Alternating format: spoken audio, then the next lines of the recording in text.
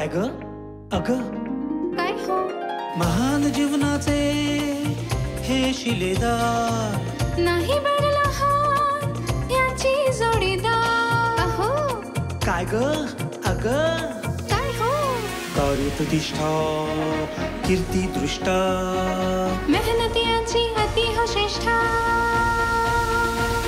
गाठी जन्माची ऋणानुबंधाची गृहस्थीची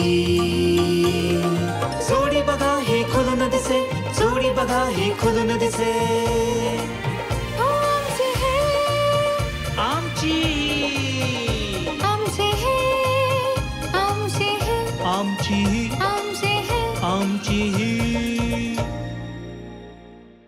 नमस्कार. सह्याद्री वाहिनीच्या सर्व रसिकांचं मी स्मिता गवाणकर मनापासून स्वागत करते. आज 2 मैत्रिणींचा संवाद कानावर ऐकू पडला. पहिली म्हणाली मला मनकवडा नवरा हवा, माझ्या मनातला जाणणारा, न मागता सगळं हजर करणारा. तर दुसरी म्हणाली म्हणजे तुझ्या आयुष्यात सरप्राईजच काही राहणार नाही, मला मात्र माझं मन जपणारा नवरा हवा. आता दोघींच्या परीनं दोघींचं बरोबरच होतं, पण हे एवढं अवघड आहे का? मुळीच नाही. एकमेकांचा आदर करा, सन्मान करा आणि निस्वार्थी प्रेम भरभरून करा. मन जाणणारा, मन जपणारा दोन्हीही तुम्हाला मिळेल. आजच्या प्रेमाची गोष्ट अशीच आहे. तो तिच्या मन जाणणारा आहे, तर ती तिचं मन जपणारी आहे. अशा या सुंदर प्रेमाच्या गोष्टीला 35 वर्ष पूर्ण होत आहेत. तर आमचे हे आहे सुप्रसिद्ध मानसोपचार तज्ज्ञ डॉक्टर नंदू मुलमुले आणि त्यांची ही म्हणजे आमची ही आहे मीनाक्षी नंदू मुलमुले. त्यांचं आपण स्वागत करूया. डॉक्टर नमस्कार. मीनाक्षी ताई नमस्कार. तुमच्या प्रेमाची गोष्ट ऐकायची संपूर्ण महाराष्ट्राला इच्छा आहे. आपण त्या प्रेमाच्या गोष्टी काय आहे ऐकूया. बसा. डॉक्टर नमस्कार. वेगवेगळ्या माध्यमातून तुम्ही आज अनेकांना जाणतं केले, सुसंस्कृत करण्याचा प्रयत्न केलेला आहे. तर यासाठी मनपूर्वक अभिनंदन आणि शुभेच्छा. आणि मीनाक्षीताई मला म्हणाले की मला काही बोलता येत नाही, डॉक्टर बोलतात. पण जेव्हा त्यांच्याशी बोलले त्यावेळेला त्या इतक्या सुंदर बोलतात, हा सहवासाचा परिणाम म्हणायला पाहिजे. पण डॉक्टर माझं ऑब्जेक्शन मात्र असं आहे तुमच्यावर की लव्ह ॲट फर्स्ट साईट ही तुम्हाला संकल्पनाच मान्य नाही. ती का? एक गमतीचा भाग सांगतो. माझा एक मित्र म्हणाला की do you believe in love at first sight. मी म्हणालो की it depends on who is in sight. पण खरं सांगायचं तर पहिली साईट जाऊ द्या, अनेक वर्ष एकत्र राहून सुद्धा आपण मन जाणू शकत नाही. कारण मनातला अंतर्मनाचा जो भाग आहे तो अतिशय गूढ असतो. किंबहुना आपण स्वतःला तरी ओळखायला किती उशिरा लागतो. आपल्याच अंतर्मनातले अनेक पैलू आपल्या निदर्शनाला यायला बरीच वर्ष जावी लागतात. माणसाचं अंतरंग ओळखायला, तो जाणून घ्यायला कसा आहे, हे लव्ह ॲट फर्स्ट साईट फार बालिशपणा झाला. 3-4 भेटीमध्ये सुद्धा माणूस समजू नाही शकत. मग डॉक्टर मी तेच म्हणते ना, मग 3-4 गोष्टींमध्ये किंवा अनेक वर्ष जर एकमेकांना ओळखतोय तर आपण ओळखत नाही, तर लव्ह ॲट फर्स्ट साईट एक लॉटरी लागायला काय हरकत आहे? बरं डॉक्टर जाऊ दे. मीनाक्षीताई तुमचं लग्न कसं जमलं मला सांगा. आमचं अरेंज मॅरेज. बरं. म्हणजे माझे वडील हे लोक अकोल्याला होते आणि अकोल्याजवळ आकोट म्हणून एक तालुका प्लेस आहे, तिथले आम्ही. वडिलांनी व्यवस्था काळी जसं होतं तसं पत्रव्यवहार करून वगैरे असा मला म्हणजे चहा पोह्याचा कार्यक्रम होऊनच लग्न झालं आहे. एवढा मोठा मानसोपचार तज्ज्ञ. खरं तर तेव्हा ही संकल्पना फार माहिती नव्हती. मानसोपचार तज्ज्ञ म्हणजे वेड्याचा डॉक्टर असंच सगळे म्हणायचे. ते तुम्हाला काय वाटलं? नाही म्हणजे तशी थोडी आयडिया होती आणि कसं बँकेत नोकरी केल्यामुळे लोकांच्या आयडिया होत्या डोक्यात की बाबा हे सायकेट्रिस्ट म्हणजे काय असतो, कसा असतो, ह्याची कल्पना होती म्हणजे असं. त्यामुळे डॉक्टर यांना तुम्ही भेटलात तेव्हा तुम्ही पण 2-3 भेटी केल्या त्यावेळेला?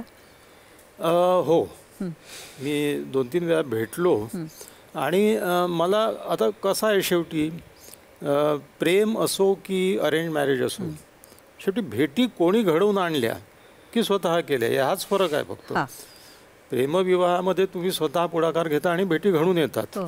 आणि काही सराईत जे असतात ते आधी पूर्ण माहिती काढून नंतर प्रेमात पडतात. हा एक भाग आहे. पण एनिवे, आईवडिलांनी अरेंज करून आणलेली भेट म्हणजे एक प्रकारचा तो अरेंज प्रेम विवाह असं म्हणायला हरकत नाही. आणि गंमत अशी आहे की भारतीय उपखंड वगळता संपूर्ण जगामध्ये अरेंज मॅरेज नावाची गोष्ट नाही आहे. नाही, अरेंज हा शब्द नाही आहे कुठेच. म्हणजे युरोप असो की आफ्रिका असो, भारतीय उपखंडात आहे, आपल्या संस्कृतीचा भाग आहे तो. कारण आपल्याकडे तशा प्रकारची मोकळीक तरुणींना त्या काळात नव्हती, आता वाढलेली आहे. म्हणजे मी असं ऐकलेलं आहे की पूर्वीच्या काळी 3% लव्ह मॅरेजेस होते, आता ते 6% झालेले आहेत. म्हणजे 94% लग्न भारतीय उपखंडामध्ये अरेंज मॅरेजेस होतात. मी 5-6 वेळा भेटलो आणि भेटल्याच्यानंतर मला ही आवडली. खरं सांगायचं तर मी पाहता क्षणी मला ही आवडली होती. कारण माणसाच्या चेहऱ्याची एक देहबोली असते माणसाची, म्हणजे आपण अगदीच जाणून घेऊ शकत नाही असं नाही. आता कप्पे कंगोरे ओळखायला अनेक वर्ष जावी लागतात, परंतु साधारण देहबोली, चेहऱ्यावरचा भाव, आपल्या चेहऱ्यावर, आपल्या आयुर्वेदामध्ये सत्व रज तम हे गुण चेहऱ्यावरनं दिसतात, सात्विक भाव.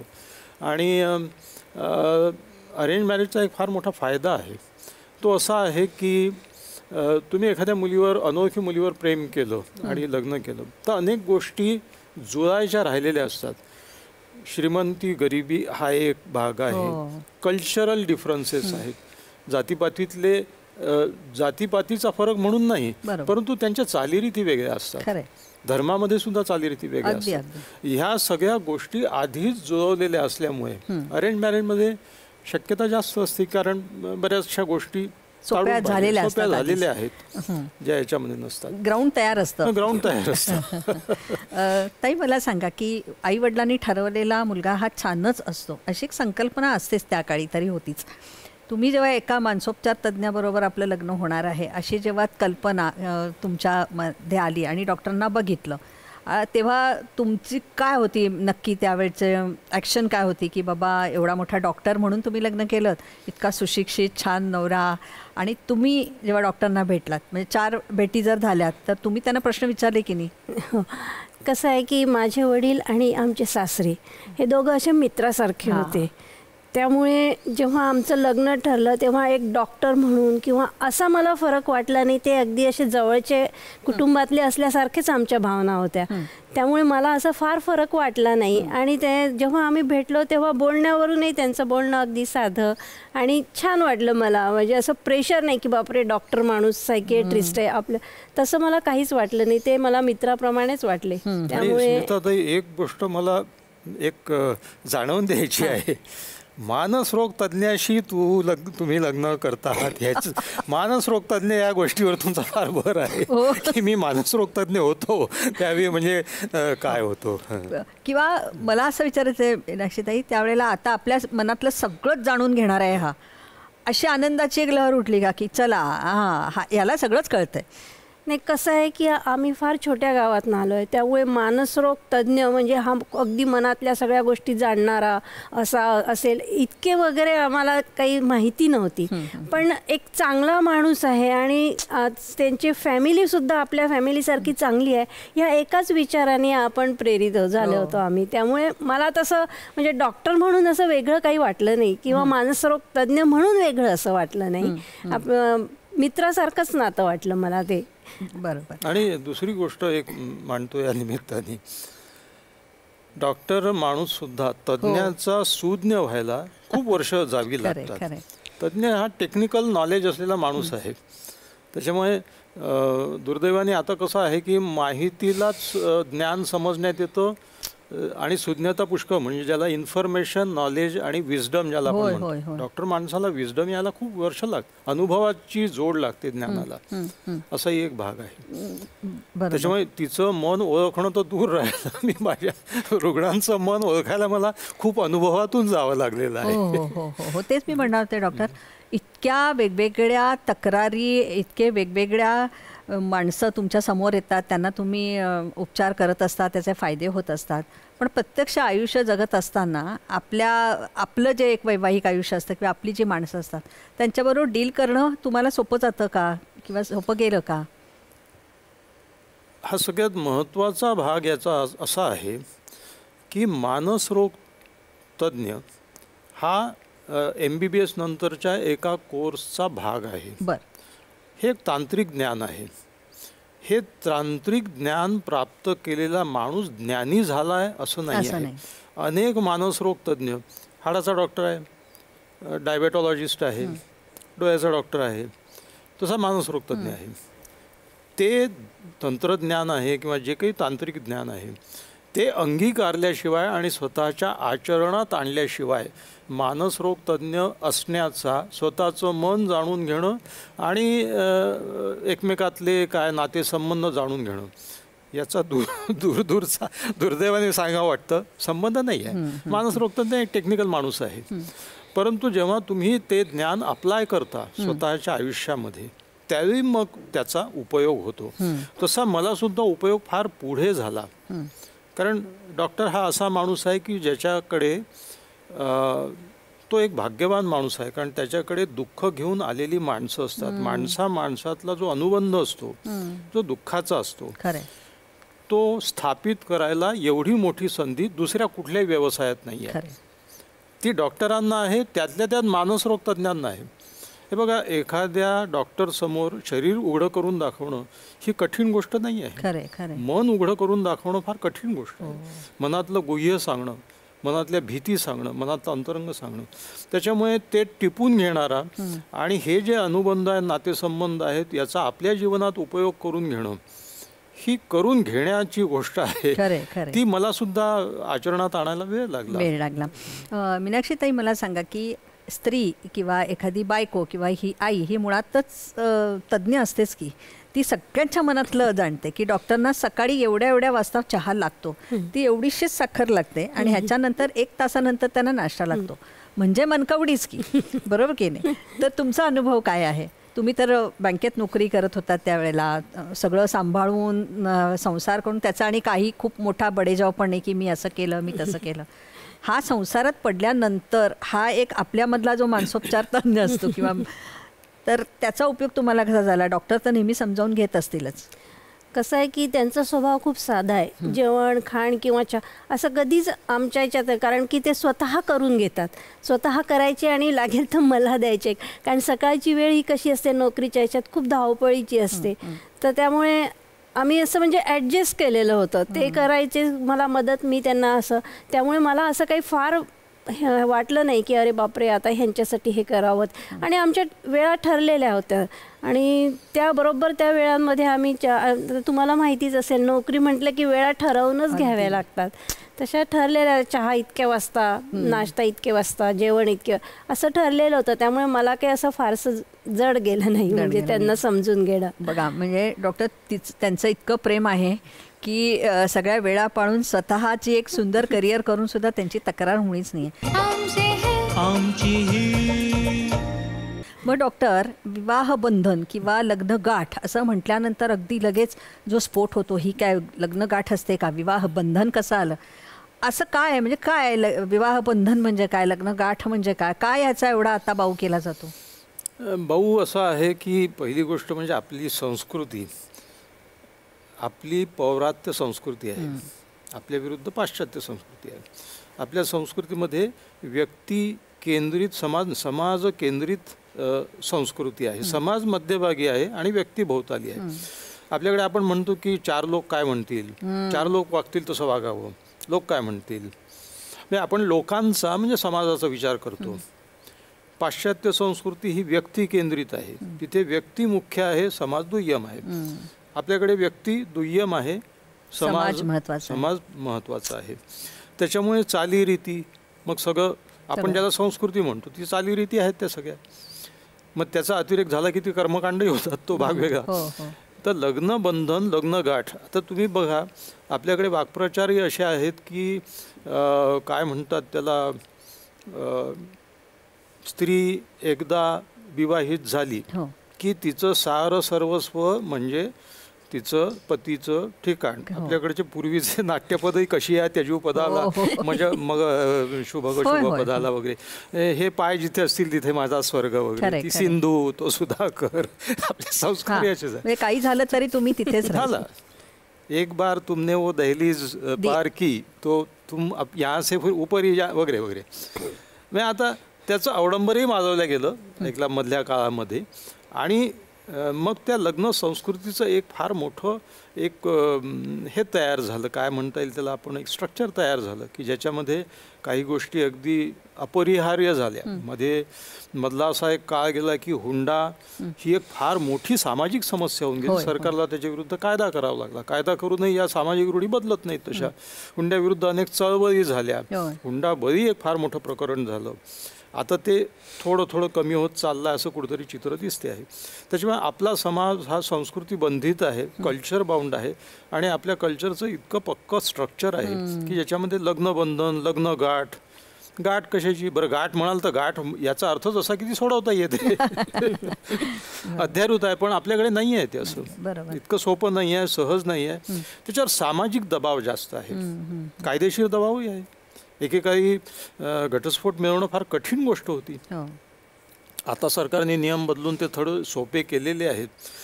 तरी शक्यतोवर कोर्टाचा आणि शासनाचा हाच दृष्टिकोन असतो की होता होईतो हे बंधन चालू राहिलं पाहिजे आणि ते चांगलंही आहे एका दृष्टीने. मीनाक्षी ताई, तुम्ही आत्ता म्हणालात की मला काही तसा त्रास झाला नाही, पण तरी तुमच्यामध्ये वाद झाले की नाही, तुमच्याकडे भांडणं होतात की नाही? कारण असा हा मनकवडा माणूस आहे, तुम्ही त्यांचं मन जपता, म्हणजे भांडण होतच नाहीत का? नाही, भांडण होतात, पण भांडणाचे विषय म्हणजे असे लाईट, मुलीचा अभ्यास कोणी घ्यायचा, ती शाळेत आल्यावर तिला जेवायला कोण, असं म्हणजे छोटे छोटे जे घरगुती असतात तसे. बाकी असे आमचे काही फार सिरियस असे भांडणं किंवा काही असं नव्हतं होत. कारण की असं व्हायचं माहिती आहे का, हे सकाळी 7ला ECT म्हणून जायचे, ते परत यायचे ते 9:30ला वगैरे. मी 10 वाजता बँकेत जायची, तर मी यायची संध्याकाळी 5:30ला. आणि हे पुन्हा 6 वाजता यांचं कन्सल्टिंग, संध्याकाळी 6 ते 9 राहायचं. हे पुन्हा म्हणजे एका वेळेस आम्ही एकच जण घरी राहायचं, त्यामुळे कदाचित भांडणाचं प्रमाण कमी असेल. बरोबर. डॉक्टर, तुम्ही बऱ्याच वेळेला असं म्हणता की समजून घ्यायचं. हा काय प्रकार आहे समजून घ्यायचं? म्हणजे एकानं समजून घ्यायचं आणि दुसऱ्याने अत्याचार सहन करायचा, असं आहे का? म्हणजे मला बऱ्याच जणी मैत्रिणी म्हणाल की त्यांना विचार, समजून घ्यायचं म्हणजे काय? की एकानं समजून घ्यायचं म्हणजे कधीतरी स्फोट होणार की नाही? समजून घेणं काय आहे?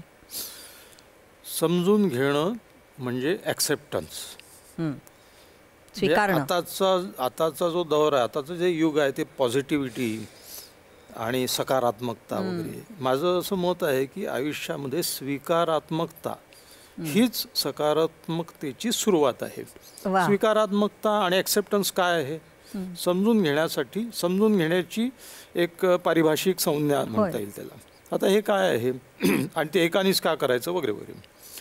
माझं मत असं आहे की विवाहात असो की समाजात वावरताना असो, बाप मुलाला समजावून घेणं, मुलांनी वडिलांना आईला समजून घेणं, सगळ्या नातेसंबंधामध्ये कोणाला तरी एकाला सुरुवात करावं लागेल. समजून घेणं म्हणजे स्वीकारात्मकता की हे आहे, हे असं आहे, पहिली गोष्ट. दुसरी गोष्ट म्हणजे वास्तवाची जाणीव.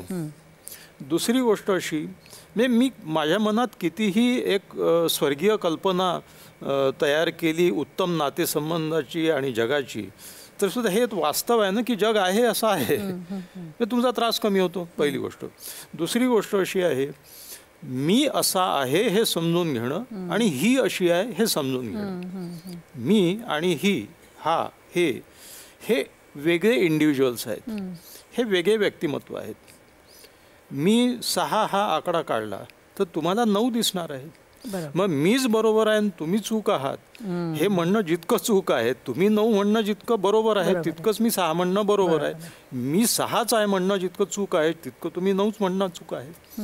तेव्हा पहिली गोष्ट म्हणजे एक वेगळ्या शब्दात सांगायचं तर माणसं सत्याग्रही फार होत चाललेले आहेत. सत्याचा आग्रह आणि ते सत्य मी म्हणेल तेच, हा आग्रहवरती. म्हणजे विनोबा भावेंनी बापूजींनाही म्हटलं की बापूजी सत्याग्रह हे शब्द अच्छा नाही आहे, तुम्ही सत्यग्राही म्हणा. सत्यग्राह्य धरा. काय सत्य आहे? वास्तव हे आहे की माझी एक पर्सनॅलिटी आहे, व्यक्तिमत्व आहे, तिचं एक आहे. ती अशी का वागते आहे? मी संघर्ष करत राहिलो, भांडणं होत राहतील. मी जर समजून घेतलं की ती अशी आहे, अशी राहणार आहे. बदलली का 5 वर्षात, 10 वर्षात, 20 वर्षात, नवरा बदलला का 30 वर्षात? नाही. He is not going to change. हे वास्तव एकदा स्वीकारलं की संघर्ष संपून जातात. तुम्ही रोज त्याच गोष्टीवर भांडत राहणार का? नाही. दुसरी गोष्ट अशी की तुम्ही जे म्हणता की जो आक्षेप आहे की मीच का, कारण तुला तुझं मन शांत करायचं आहे, तुझ्या मनातला शोध तुला कमी करायचा आहे.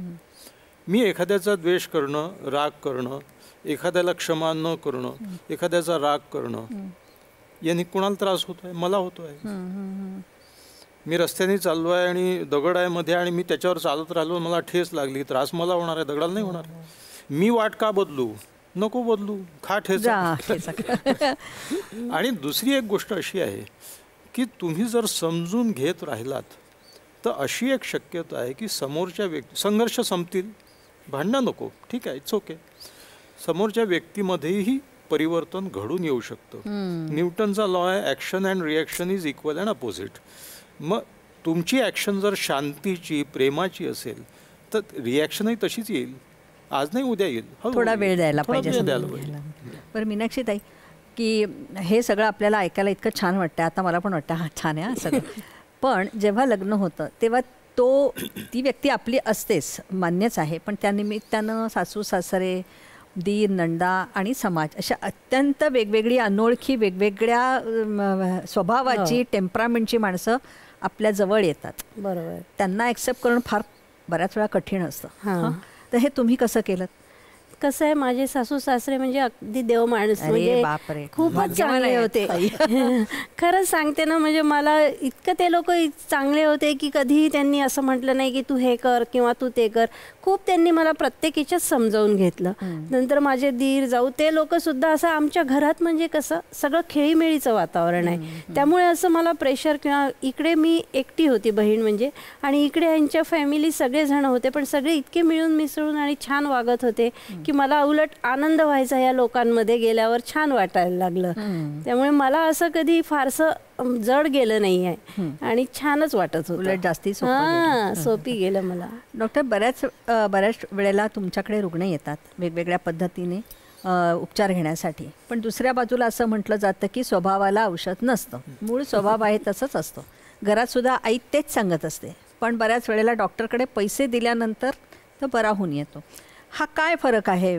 कशासाठी लागतं असं काउन्सिलिंग करायसाठी? आणि जर स्वभावच बदलणार नसेल तर तुम्ही काय सांगता त्यांना?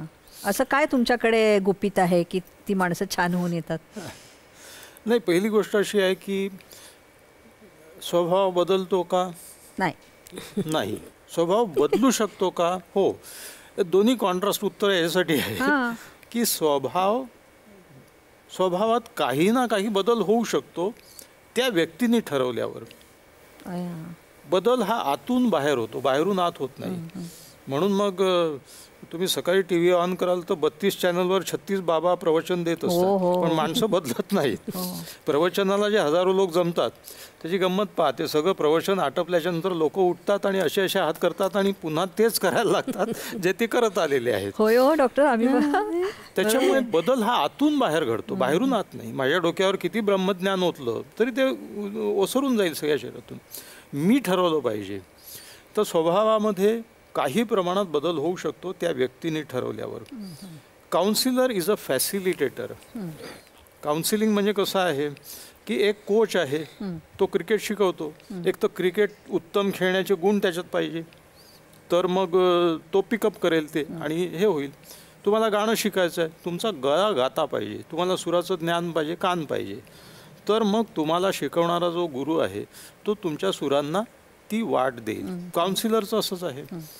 काउन्सिलर तुम्हाला फॅसिलिटेट करतो, तुम्हाला मार्ग दाखवतो, तुम्हाला टिप्स देतो, पण ती ठिणगी अंतरात तुमच्या पाहिजे. आमच्याकडे एक असं म्हटलं जातं की पेशंट सायकोलॉजिकल माइंडेड पाहिजे. सायकोलॉजिकल माइंडेडनेस म्हणजे ज्याची शब्दसंपदा चांगली आहे, जो आपल्या भावना शब्दात व्यक्त करू शकतो, जो मन मोकळं करू शकतो, जो थोडासा विश्लेषणात्मक असतो की मी असा वागतोय गड्या, हे बरोबर नाही आहे, पण माझ्याच्याने काय त्यावेळी असं होऊन जातं, इतकंही पुरेसं आहे आम्हाला. तर मग त्याला ती वाट दाखवता येते, त्याला समजावून सांगता येते. पहिली गोष्ट म्हणजे समजावून घ्यायलाच लोक तयार नसले तर काउन्सिलिंगची दारं बंद होतात. नवरा बायकोचे भांडणं होतात. बायको म्हणते, हो आपले फार संघर्ष घडून येतात आहेत, आपण जाऊ समुपदेशकाकडे. तुझं डोकं खराब झालं असेल तू जा, मी ठणठणीत आहे, मला काहीच झालं नाही असा म्हणणारा नवरा. मी त्या बाईला म्हटलं, हो वैवाहिक समुपदेशन करायचं, नवऱ्याला घेऊन या. तर ते म्हणे हे यायला तयार नाही. हे म्हणतात की तुला गरज असेल तू जा, मी नाही येत, मला काही गरज नाही आहे. मग आता काय करणार? बरोबर. असतात? हमसे है आमची ही ताई, मला असं सांगा की डॉक्टर वेगवेगळ्या पद्धतीने पेशंटशी डील करत असतात आणि ते इतकं, मला वाटतं इतकं ताणाचं असेल. आपण छान राहायचं, आपण त्याचं दुःख ऐकून घ्यायचं, म्हणजे सतत निगेटिव्हिटी अंगावर घ्यायची, आपण पुन्हा तेवढी ऊर्जा लावायची. डॉक्टर जेव्हा घरी येतात त्यावेळेला त्यांची ऊर्जा, त्यांचा आनंद, त्यांचा एकंदरीत संपूर्ण व्यक्तिमत्व ताजं टवटवीत ठेवण्यासाठी तुम्हाला काय करावं लागतं? ते कसं आहे की ते जेव्हा दवाखान्यात जातात तेव्हा ते डॉक्टरच्या भूमिकेत असतात, पण ते जेव्हा घरी येतात तेव्हा आमच्या मुलीचे वडील किंवा माझे मिस्टर अशा भूमिकेत असतात. त्यामुळे घरचं आणि दवाखाना हे त्यांनी वेगळं ठेवलं. कधीही दवाखान्याचा ताण त्यांनी घरी जाणवू दिला नाही किंवा आम्हाला असं वेगळं असं जाणवलं नाही. त्यामुळे घरातलं वातावरण हे नेहमी हलकं फुलकंच राहायचं. ताई, एक तरी तक्रार सांगा ना. असं नाही चांगलं वाटत आहे मला. एक तरी तक्रार सांगा काहीतरी. नाही ताई, अशा आठवायला लागल्या, मी मजा करते. मला खूप आनंद होतोय, पण असं ऐकायची सवय नाही ना. हे सगळंच. डॉक्टर, इतक्या छान दिसणाऱ्या, छान तुम्हाला आवडलेल्या, छान प्रत्येक पुरुष असतो ना, तो आपली आई आहे ना, त्या आईसारखी बायको पाहिजे असं म्हणत असतो. आता चूक का बरोबर मला माहिती नाही. आईसारखी काही बायको मिळणं शक्य नाही आहे. ही संकल्पना मुळात बरोबर आहे की चूक आहे? नाही, ही संकल्पना बरोबरच आहे. एवढंच नव्हे तर फ्रॉइडनी हे मांडलेलं आहे. इडिपस कॉम्प्लेक्स म्हणजे जसं मुलगी ही बापाच्या प्रेमात असते, मुलगा हा आईच्या प्रेमात असतो, तो कुठल्याही स्त्रीमध्ये आईचं रूप पाहतो. तर मदर फिगर ज्याला आपण म्हणतो, मदर फिगर.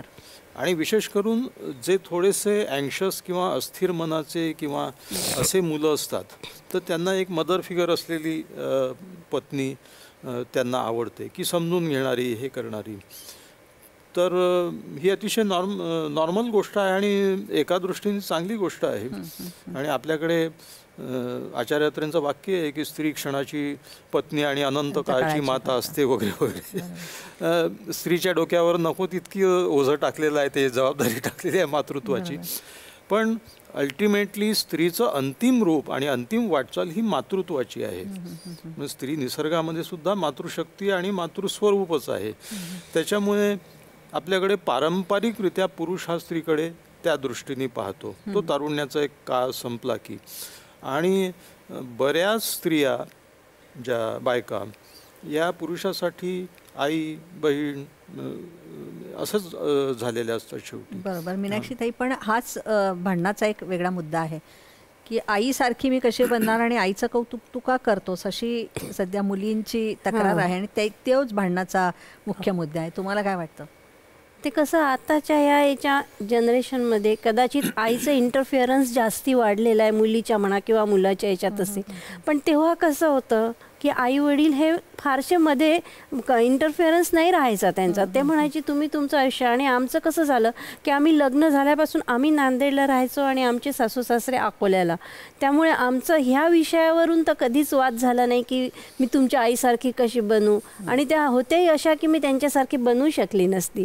इतक्या छान स्वभावाने ह्याच्यात सगळ्या ह्याच्यात त्या छान होत्या, दिसायला सुद्धा त्या इतक्या सुंदर होत्या की त्यांची बरोबरी तर मी करूच शकली नसती. म्हणजे बरोबरी नाही, पण एक एक वर्ष गेल्यानंतर तुम्ही त्या पावलांनी पुढे सरकत आहात. हो. तेव्हाही तुमच्यापेक्षा वयाने मोठ्या होत्या. तुम्ही आता त्या पदाला गेला की तुम्ही तितक्याच सुंदर आहात आणि तितक्याच समंजस आहात. डॉक्टर, कशा पद्धतीचे वारे आता वाहत आहेत? नाही हा शब्द आपल्या डिक्शनरीतून बंद झालेला आहे. तुम्ही कुठलीही गोष्ट नाही करायची असं सांगितल्यानंतर समोरच्या व्यक्तीला ते चालत नाही. का असं झालं असावं?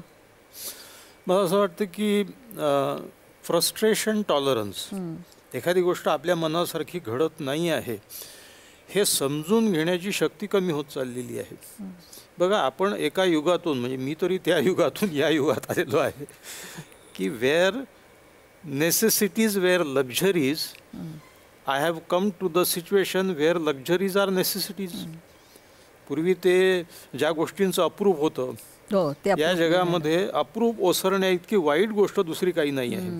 की त्यावेळी 8 दिवसात, महिन्यातून एखाद्या सिनेमा पाहायला मिळणं ही सुद्धा खूप अप्रूपाची गोष्ट होती. म्हणून त्या गोष्टीचं अप्रूप होतं, ती मिळायची नाही. माणसाला जे दुरापास्त आहे त्याचं आकर्षण असतं, जे सहज मिळतं. दुनिया जिसे कहते हैं जादू का खिलौना है, खो जाए तो सोना. काय म्हणतात, हात आहे तो मिट्टी आहे, खो जाए तो सोना आहे, मिल जाए तो मिट्टी आहे, खो जाए तो सोना आहे. आता दुर्दैवाने समृद्धी ही माणसाच्या गळ्याशी आलेली आहे. तुम्ही मुलांना भूकही लागू देत नाही, त्याने आ केला की त्याच्या तोंडात चमचा टाकता. कडकडून भूक लागल्याची जाणीव होऊन कित्येक दशकं लोटलेली आहेत. अन्नाची उपलब्धता इतकी वाढलेली आहे, आम्ही भूकासुद्धा लागू देत नाही स्वतःला. आम्ही एक तर घड्याळाकडे पाहून जेवतो. माणूस हा एकमेव प्राणी आहे जो भूक नसताना खातो. त्याच्यामुळे नेसेसिटीज लक्झरीज नेसेसिटीज झालेल्या आहेत. फ्रस्ट्रेशन टॉलरन्स कमी झाला आहे. नवीन पिढीला जन्मतः मोटारीत बसलेला आहे, विमानात प्रवास करायला लागलेला आहे. कुठे त्या काळी रेल्वे प्रवास करणंही अप्रूप असायचं. आता तो काळ वाईट होता की चांगला होता? मग आता काय गरज नसताना दुर्भिक्ष निर्माण करायचं का? नाही करतायत. काळाची पावलं उलटी टाकता नाही येत.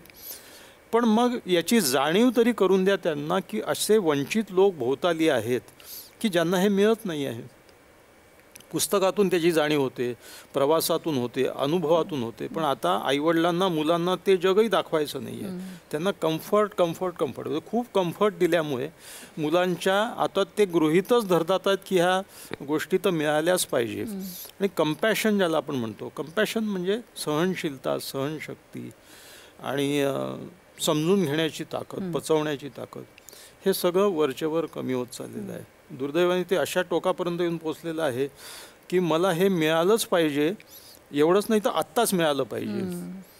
मग त्या स्थितीतून त्यांना वास्तवाची जाणीव एक दिवशी प्रखरपणे होते. त्यावेळी मग ते त्याला तोंड द्यायला सक्षम राहत नाही. एक फेल्युअर पचवू शकत नाही, एक पराभव पचवू शकत नाही, मार्क 4 कमी मिळाले तर पचवू शकत नाही. विद्यार्थ्यांमध्ये आत्महत्या वाढत चाललेल्या आहेत. दर 2 तासाला एक विद्यार्थी आत्महत्या करतो. तर हे सगळं प्रमाण का बरं वाढत चाललं आहे? ते वय नाही आहे आत्महत्या करण्याचं.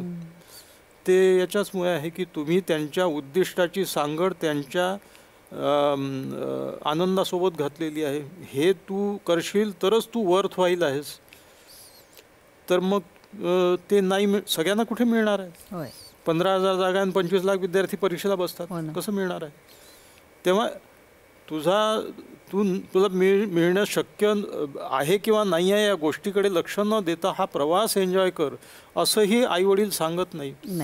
तो जर त्या अभ्यासाचा प्रवास एन्जॉय करायला लागला ते म्हणतात वेळ वाया घालवू नको, तुझा प्रत्येक वेळ फक्त त्या मार्कांसाठी आहे. संवाद नाही, संवाद पाहिजे. संवाद तर नाही आहे. संवाद तर इतका नाही आहे की आत्महत्येचं एक सगळ्यात महत्त्वाचं कारण म्हणजे एका मुलीने पत्र लिहिलं. कोटा या शहरामध्ये वर्षाकाठी 27 मुलांनी आत्महत्या, दर 15 दिवसाला एक मुलगा तिथे आजही आत्महत्या करतो. मुलीने पत्र लिहिलं की बाबा मला आता या गोष्टीची भीषण जाणीव झालेली आहे की तुमच्या रिक्वायरमेंट ज्या आहेत तिथपर्यंत मी पोचू शकत नाही आणि मला दुसरा कुठलाही मार्ग नाही आहे. याचा अर्थ काय आहे? तिला संवादाचाही मार्ग आईवडिलांनी ठेवला नाही की बाबा नाही माझ्याच्याने जमत, मला नाहीच ओके, मिळालेच पाहिजे. असं कसं नाही? तुला काय पाहिजे तसं आम्ही दिलं. तुला स्कूटर दिली, मोटर दिली, तुला रूम दिली, तुला ॲडमिशन मिळवून दिली, तुला कोचिंग क्लास लावला. कोचिंग क्लास लावल्याने कुठे हे वाढणार आहे का? त्याच्यामुळे फ्रस्ट्रेशन टॉलरन्स हे दोन्ही बाजूनी त्यांच्याकडनं एक्सपेक्ट करणारी पिढी आणि मग त्या वातावरणात वाढलेली पिढी, दोन्हीचा दोष आहे. बरोबर.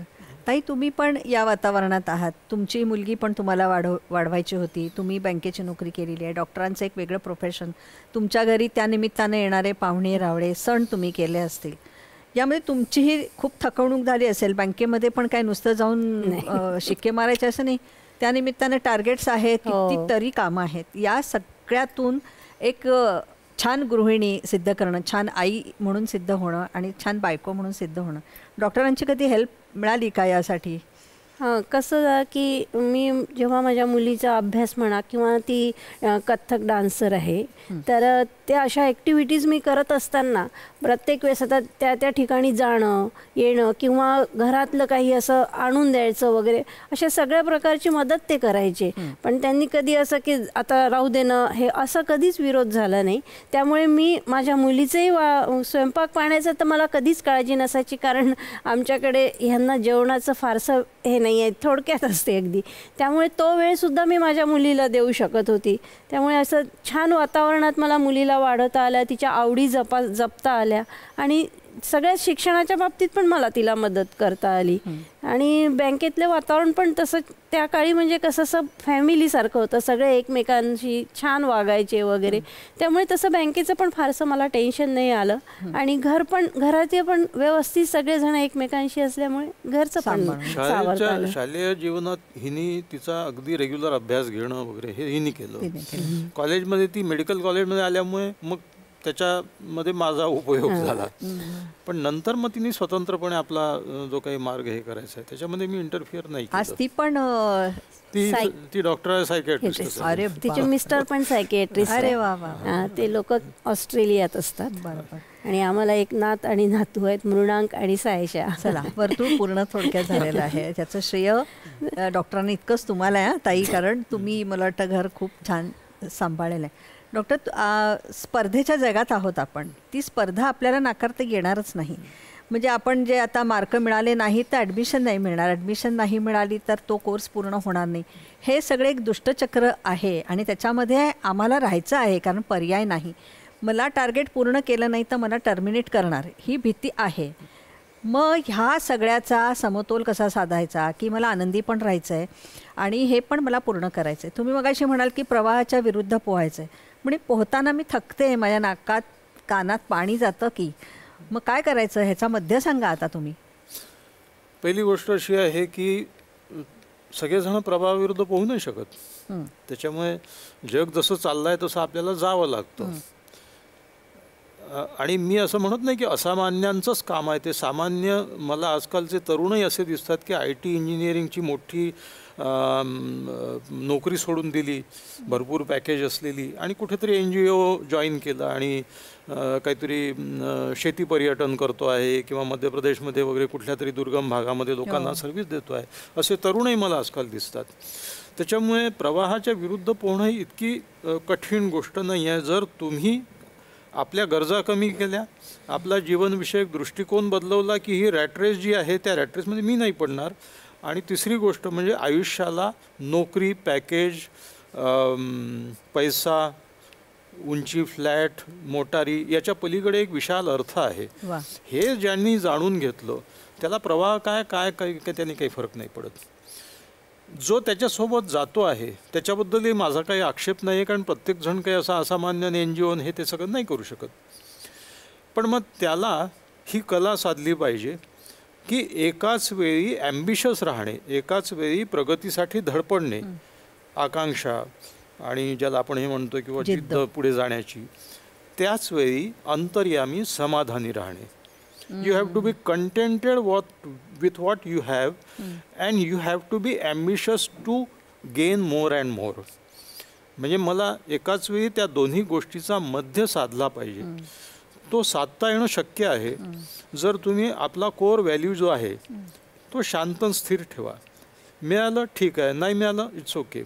माणसं दुःखी केव्हा होतात ते तुलना करायला लागतात. त्याच्यापेक्षा मी, माझ्यापेक्षा तो, मग मी पुढे कसा जाईल, मग मी पुढे कसा जाईल याचा पर्यवसान तो कसा खाली जाईल याच्यात होतं. अरे हो, या जगामध्ये सुखाची कल्पना इतकी वाईट आहे की मला सुख नाही मिळालं तर चालेल, त्यांना नाही मिळालं पाहिजे.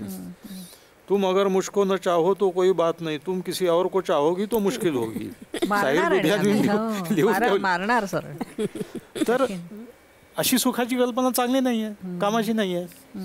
तर अंतर्यामी, शांत, आनंदी, पण आउटर लेव्हलला you be part of the race. शेवटी तुम्ही म्हणता तसं आता तो काय नाही परत आणता येणार आहे. तुम्हाला हे प्रवाहातच, पण प्रवाहात राहूनही तुम्हाला आनंद शोधता येईल. डॉक्टर, तुम्ही येणार असं म्हटल्यानंतर अनेक पालकांनी तुम्हाला असा निरोप पोचवायला सांगितलाय. प्रत्येक वेळा पालकांचं का चुकतं का? नाही चुकत. कारण आम्ही कुणासाठी करतो? आम्ही मुलांसाठी करतो. आम्ही चित्रकलेच्या क्लासला पाठवतो, कॉम्प्युटरच्या क्लासला पाठवतो, आम्ही नृत्याच्या क्लासला पाठवतो, आम्ही अभ्यासाला पाठवतो. म्हणजे आम्ही काय करतो की त्याच्यामध्ये नक्की काय आहे हे पाहण्याचा आम्ही प्रयत्न करतो.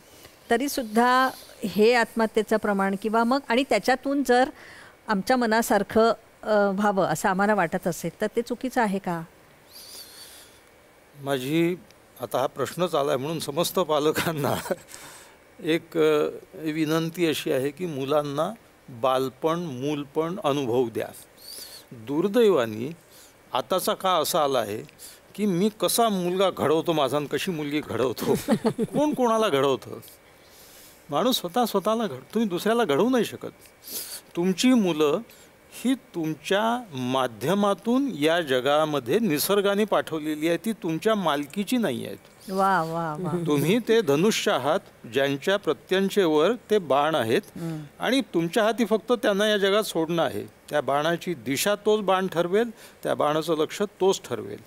त्यांच्या आयुष्याचे मालक होऊ नका. त्यांच्या आयुष्याला दिशा देणारे आणि त्यांना या जगाच्या प्रवाहात सोडणारे तुम्ही फक्त माध्यम आहात. तुमचे मुलं तुमच्या मालकीची वस्तू नाही आहे. त्याला स्वतःचं मन आहे, त्याला स्वतःची दिशा आहे, त्याला स्वतःची भावना आहे, त्याला स्वतःच्या जीवनविषयक दृष्टिकोन आहे, उद्दिष्ट आहे. उलगडतील ते, आज नाही उद्या उलगडतील. मला एक पालक म्हणाले की त्यांना समजत नाही आपल्या करिअरबद्दल, मग त्यांना हे करायचं की नाही. म्हणजे तुम्हाला कोणी सांगितलं करिअरबद्दल त्यांना बरं तुम्हालाही नाही मलाही ज्ञान नाही आहे. माझा मुलगा आज समजा इंजिनिअरिंगला, मला ज्ञान नाही आहे इंजिनिअरिंगचं कुठली शाखा चांगली आहे कुठली वाईट आहे. करिअर काउन्सिलिंग सेंटर्स आहेत, ॲप्टिट्यूड टेस्ट आहेत, त्यांना जाऊ द्या, ते एक्सपर्ट त्यांना ॲडवाईस करू द्या, त्याला फिरू द्या जगात, त्याला वावरू द्या. मुलं आपल्या भोवतालचे मुलं कसे वागतात त्याच्यावरनं जास्त शिकतात. 70% शिक्षण हे व्हिज्युअल असतं. तुमच्या उपदेशाने मुलं बदलत नाहीत, तुम्ही कसे वागता ते पाहून मुलं बदलतात.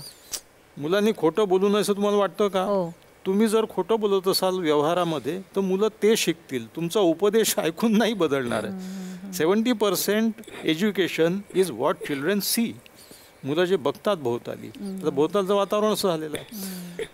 दुसरे हे पहिला मुद्दा महत्त्वाचा आहे. मुलांना मूलपण अनुभव द्या. 50 क्लासमध्ये टाकायचं, कराटे, बॅडमिंटन, पोहणे, फुटबॉल. एका 36 मिलीग्राम वजनाच्या पोरीला गाण्याच्या क्लासमध्ये टाकलं, तो शिक्षक तिकडे राग शंकरा, बागेश्री, भिंपला जे तोंडाला येईल ते शिकवून राहिला. अरे म्हटलं, जिथे अब्दुल करीम खान साहेब म्हणतात की म्हणजे 60व्या वर्षी की अभी अभी यमन का मुंह दिख रहा है, तिथे या पोरीला 50 राग शिकवून पार. बरं तो म्हणे शिकवलं नाही साहेब तर माझी नोकरी जाईल म्हणे. ते म्हणतात दुसऱ्या क्लासमधल्या मुलीचे 25 राग झाले आणि माझ्या मुलीचे 23 राग झाले. हे काय? आणि विशारद झालं पाहिजे, गळ्यातून काही सूर उमटत नाही. शिकून गाणं येत नाही. गाणं हे शिकून कुठल्याही क्लासला टाकू नका, मुलांना खेळू द्या. मला जे आठवतं म्हणजे माझ्या आईवडिलांनी, मी तर 5 भावंडातला धाकटा होतो, कधीही लक्ष दिलं नाही की हे काय करतात आहेत काय नाही. खेळायचं, भरपूर खेळायचं, खूप खेळू द्या, मोकळेपणाने खेळू द्या, त्यांना त्यांचं बालपण अनुभवू द्या. बरोबर. ताई, बऱ्याच वेळेला असं म्हटलं जाते की आई संस्कार घडवते किंवा आई जे सांगेल ते तो शिकतो, किंवा काही चुकीचं केलं की आईने शिकवलं नाही का, बाबांचं फार नाव येत नाही पण आईने शिकवलं नाही का. आज तुम्ही आजी या पदावर आहात विराजमान.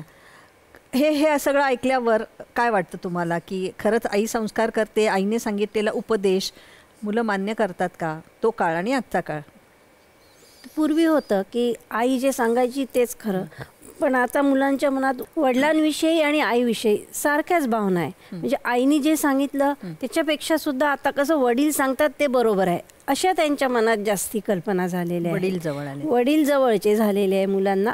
आई तर आहेच आहे, पण वडिलांवर जास्ती विश्वास झालेला आहे. डॉक्टर, तुम्ही बऱ्याच वेळेला सांगता की एक विशिष्ट वेळ आली की म्हणजे की तुम्ही बाजूला व्हायचं, म्हणजे थोडक्यात आजी आजोबा तुम्ही अडगळ बनू नका. डॉक्टर, बऱ्याच वेळा असं असतं की चुकीचं चाललेलं असतं हे पाहून त्या आईचा किंवा त्या वडिलांचा आतून त्रागा होत नसेल का? तर तेव्हा सांगितलं तर काय, मग त्याने धडपडू देत, त्याला चुकीचं होऊ देत, त्याला अपघात होऊ देत, मानसिक म्हणते मी, मग तुम्ही त्याच्यात पडणार का? असं नाही का वाटत? नाही, आता या गोष्टीत कसं आहे की पहिले म्हणजे तुम्हाला जे चुकीचं वाटतं आहे ते चुकीचं खरंच चुकीचं आहे की या युगाच्या दृष्टीने ते बदलतं सत्य आहे. असंही अनेकदा मी पाहिलेलं आहे की आजी आजोबा, वयोवृद्ध माणसं किंवा ज्येष्ठ माणसं ज्या युगात वावरले आहेत त्यांच्या मूल्यांच्या दृष्टीने ही मूल्य नवीन आलेली आहेत, त्याच्यामुळे त्यांना वाटतं हे चुकीचं आहे. चुकीचं आहे का हे पहिले तपासून पहा. जर तुम्हाला खरंच वाटत असेल की हे चुकीचं आहे, कारण काही मूल्य ही बदलत नाही हजारो. खोटं बोलणं वाईट आहे हे 100 वर्ष नाही 1000 वर्ष ते जीवनाधिष्ठित मूल्य आहेत, ती गव्हर्निंग व्हॅल्यूज ऑफ लाईफ, ती चेंज होत नाहीत. बाकीची म्हणजे जसं पुलं म्हणतात की तपशिलावर तडजोड केली तर चालेल, तत्वावर तडजोड नको. की this is not good, not done. कुठल्याही कुटुंबामध्ये ही गोष्ट चुकीची आहे. मुलांनी वडिलांचा अपमान करणं किंवा त्यांच्या अंगावर हात उगारणं चुकीची गोष्ट आहे. इट्स नॉट डन कुठल्याही युगात आणि कुठल्याही संस्कृतीमध्ये.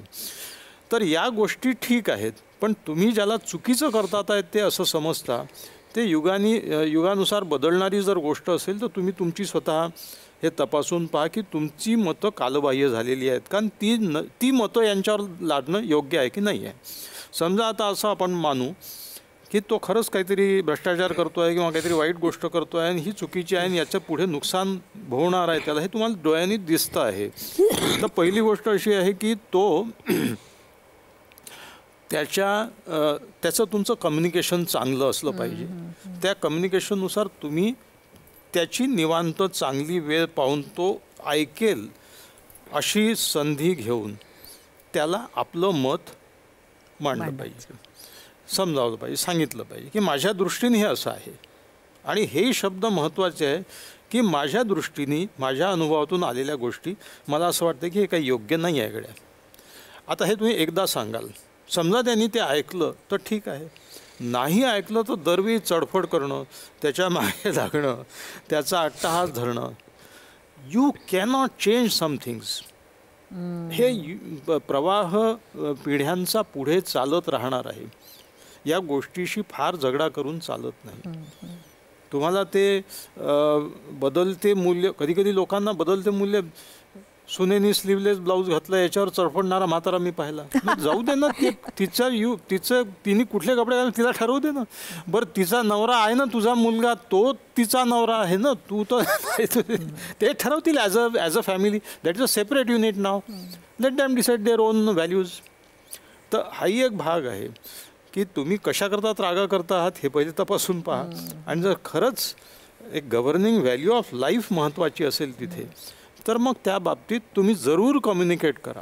तुमच्या अनुभवाचा मुलांना फायदा झाला पाहिजे, पण तो फायदा करून घेणाऱ्यावर अवलंबून आहे हे लक्षात ठेवा. डॉक्टर, आजची प्रेमाची गोष्ट हाच आपल्या खरं तर या कार्यक्रमाचा मूळ गाभा आहे.